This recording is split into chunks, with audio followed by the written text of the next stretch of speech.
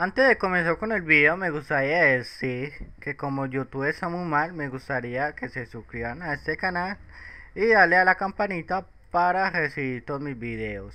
Y darle un me gusta que no cuesta absolutamente nada y que sería un gran apoyo para este canal. It will be your last, Prince of Darkness!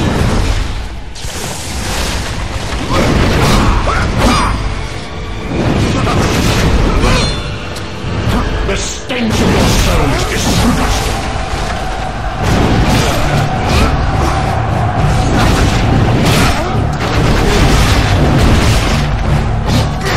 You are going to die!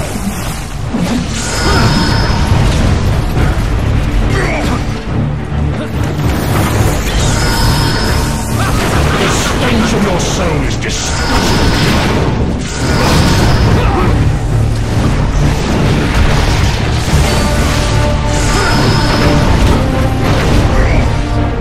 Tonight will be your last, Prince of Darkness!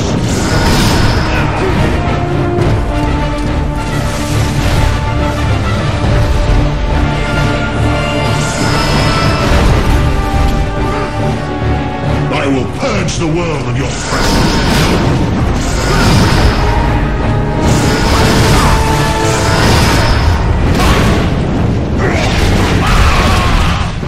The stench of your soul is disgusting!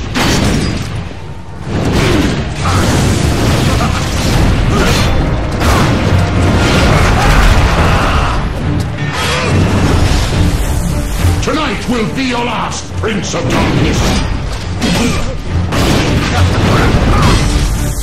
Come and face me!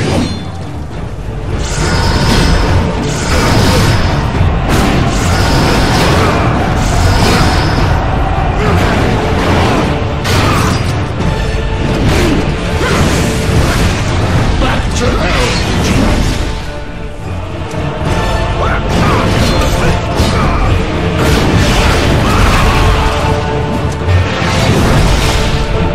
The stench of your soul is disgusting!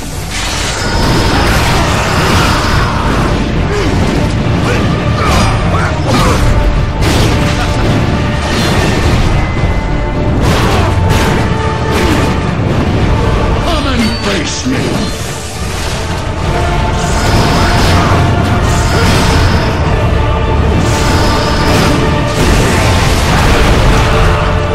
Tonight will be your last, Prince of Darkness!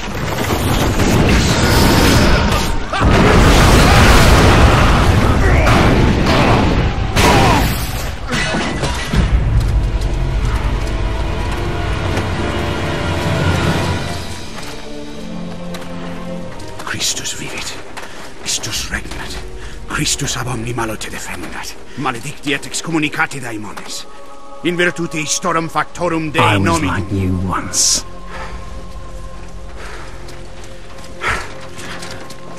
But your God showed me another path. Messias, Emmanuel, Soter, Sabaoth, Agios, Inkyros, Athanatos, Jehovah, Adonai. That's why the power of your God cannot destroy me, because I am his chosen one. Ubi fuerunt haec nomina et digna Dei, precipimus vobis, at quae legamus vos ut non habietus. Ut statum per pestem nec per aliquod, quod eamque maleficium nocere incantationem neque in anima nec in corpore.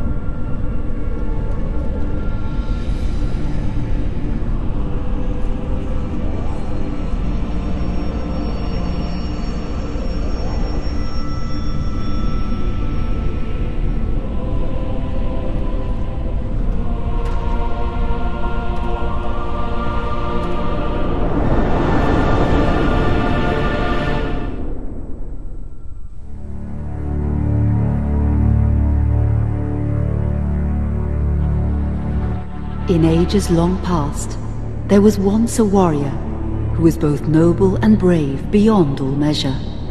His deeds of heroism and skill in combat were legend. His name was whispered within the hallowed halls of men for countless generations. Yet now his name is lost, lost in the mists of time forever. It is said that destiny delights in the misfortunes of men, and so it proved true for Gabriel Belmont. For even after defeating the Lords of Shadow and ending their reign of terror, his soul was consumed by the very darkness that he sought to destroy. As that ancient prophecy foretold, whomsoever defeats the Lords of Shadow will sit upon their throne to rule as the Prince of Darkness. But before fate had played its hand, and unknown to Gabriel, his beloved wife Marie conceived a son by him. The Brotherhood of Light warned her of that ancient prophecy and the terrible fate which lay before her husband. So, with heavy heart, she concealed her pregnancy. For it is written that only the blood of that lineage has the power to defeat the Prince of Darkness. Thus, when newly born, the child Trevor was hidden from his father and raised a holy warrior of the Brotherhood in secret, so that one day he would be ready to stand against his own blood, as foretold. That day would come, some 25 years later, for what had once been Gabriel Belmont was now a powerful vampire known as Dracula, the Dragon. The Brotherhood of Light fought against the onslaught of his dark armies, which laid waste to towns and villages across the land, but to little avail. Trevor was now fully grown to manhood, and the truth of his origin and destiny of the Belmont clan was finally revealed to him. So he set out to confront his father and end his family's shame forever.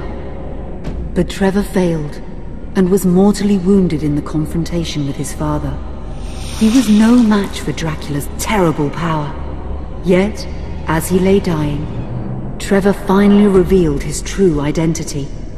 Dracula was driven mad with grief and rage over the revelation. He desperately sought to save his dying son by giving him his own lifeblood. But it was too late, or so he thought. Dracula buried his son within the walls of his great castle, and then swore bloody vengeance upon the world. Raising an army of creatures beholden only to him, he struck with fury and merciless cruelty at humanity. He vowed to hunt God's children for all eternity. But fate still had one last card to play.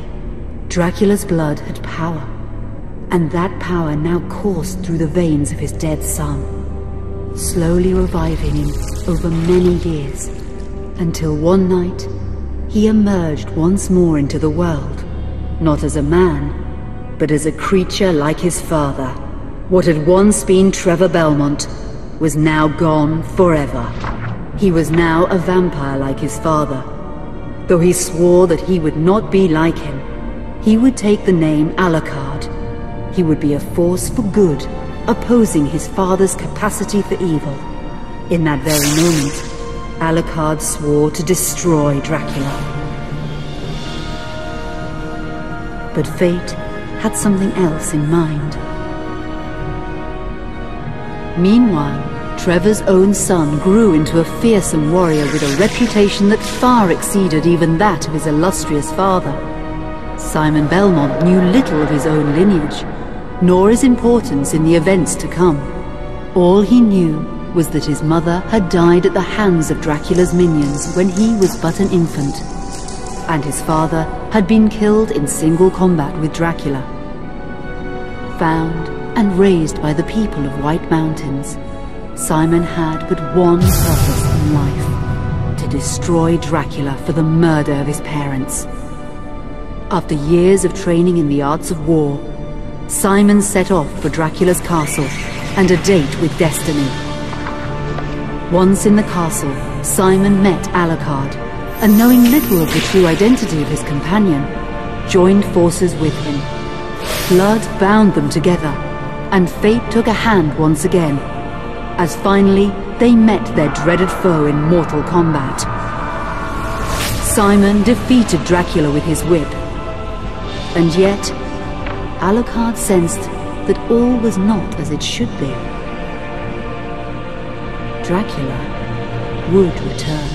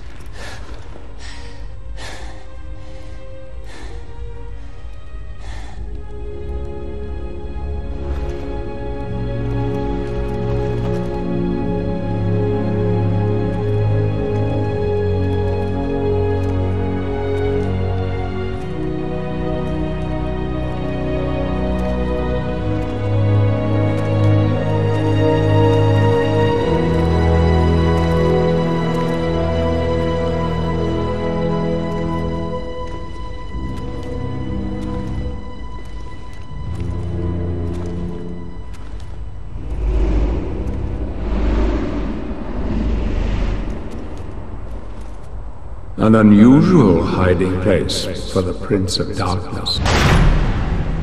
Don't you think? Zobek, where have you been all this time?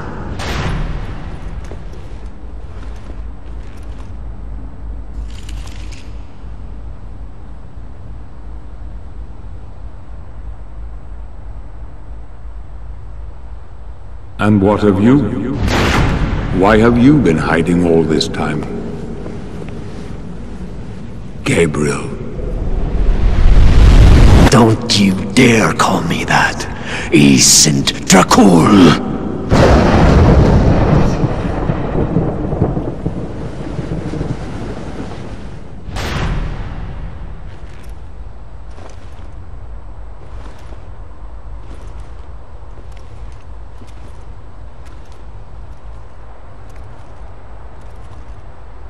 What do you want, old friend? Satan's acolytes are readying for his imminent return. Help me stop him, or you and I will become his favorite pets for all eternity.